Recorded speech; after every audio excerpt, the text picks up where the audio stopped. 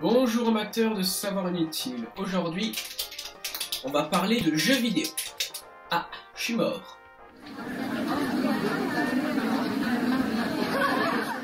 Le fait que les jeux vidéo aient besoin des mathématiques, c'est pas si étonnant que ça. Finalement, un jeu vidéo, c'est ni plus ni moins qu'un programme informatique qui a pour but d'être ludique. Et qui dit programme informatique dit algorithmique, sans oublier les matrices, les vecteurs et autres joyeuseries sans qui ce serait impossible de se détendre devant une console, un ordinateur ou un téléphone portable.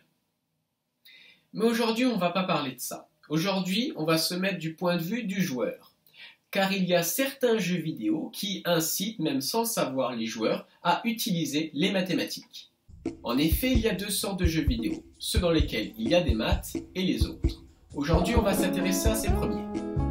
Contrairement à ce qu'on pense, les mathématiques ont toujours su nous occuper.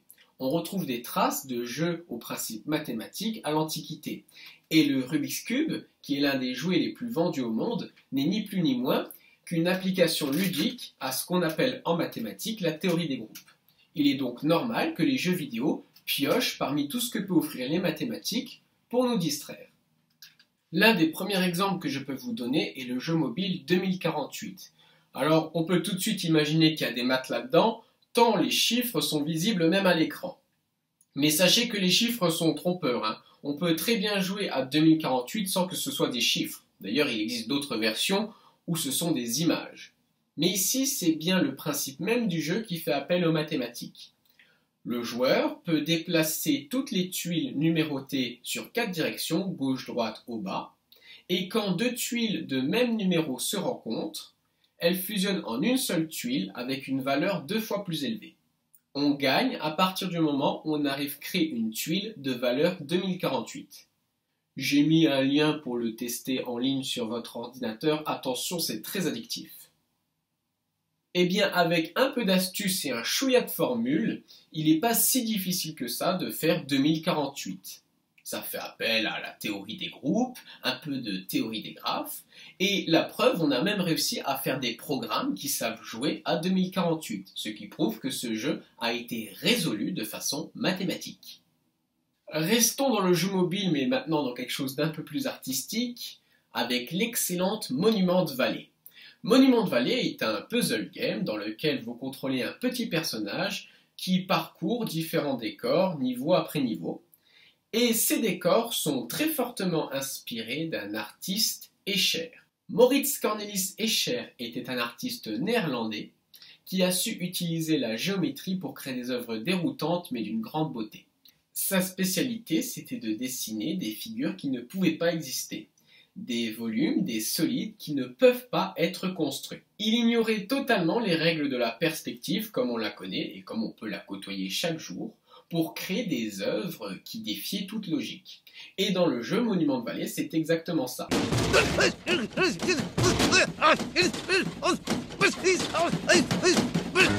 Vous devez oublier tout ce que vous savez de la géométrie en 3D et rentrer dans un monde où la perspective n'est pas celle que l'on connaît.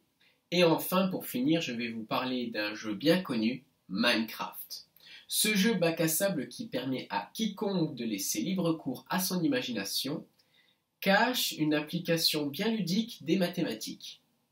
Si je vous dis algèbre booléen et application des principes de Turing, ça vous emballe pas trop. Mais si je vous dis redstone, piston et levier, là ça vous intéresse plus. Dans Minecraft, il existe tout un système de redstone qu'on peut apparenter à des câbles, de leviers, de pistons, qui permettent simplement de transmettre des informations allumées ou éteintes. Eh bien, ce principe même, c'est le principe de l'algèbre booléen, le principe binaire. Vous savez, les 0 et les 1. Et par ce système très simple, on peut créer ce qu'on appelle des fonctions logiques. Les et, les ou, les non. En clair, on peut, en fonction des leviers, donner certains états allumés ou éteints à différents composants. Nuit, jour, nuit, jour, nuit. Ici, le principe de l'algèbre booléen s'applique directement au jeu. On peut créer les différentes fonctions, les et, les ou, les non, et créer comme ça des systèmes très complexes, voire même des ordinateurs, puisque un ordinateur, c'est ni plus ni moins qu'un courant oui ou non, 0 ou 1, qui parfois ou parfois ne passe pas. C'est comme ça qu'on peut voir sur Internet fleurir des vidéos de présentation où l'on peut trouver des constructions et des mécanismes toujours plus complexes.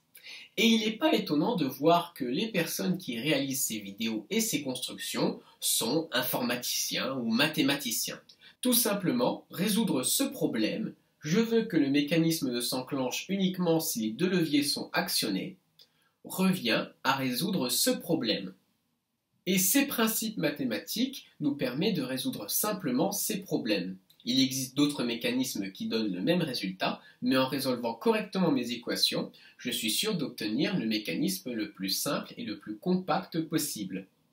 Et ça marche aussi à l'envers. Quand sur Minecraft vous construisez des mécanismes ou que vous résolvez des problèmes, eh bien c'est exactement la même chose que si vous le faisiez via l'algèbre booléenne. C'est deux façons de représenter un même système. Bon, certes, il y en a un qui est un peu plus attractif que l'autre. Mais d'un point de vue réflexion, réfléchir à l'un ou à l'autre, c'est la même chose. Et ouais, quand vous jouez à Minecraft, vous faites des maths. Alors vous aussi, n'hésitez pas à prendre du bon temps et à réviser vos maths en jouant, mais surtout n'hésitez pas à briller en société. A plus! Ah, 2048.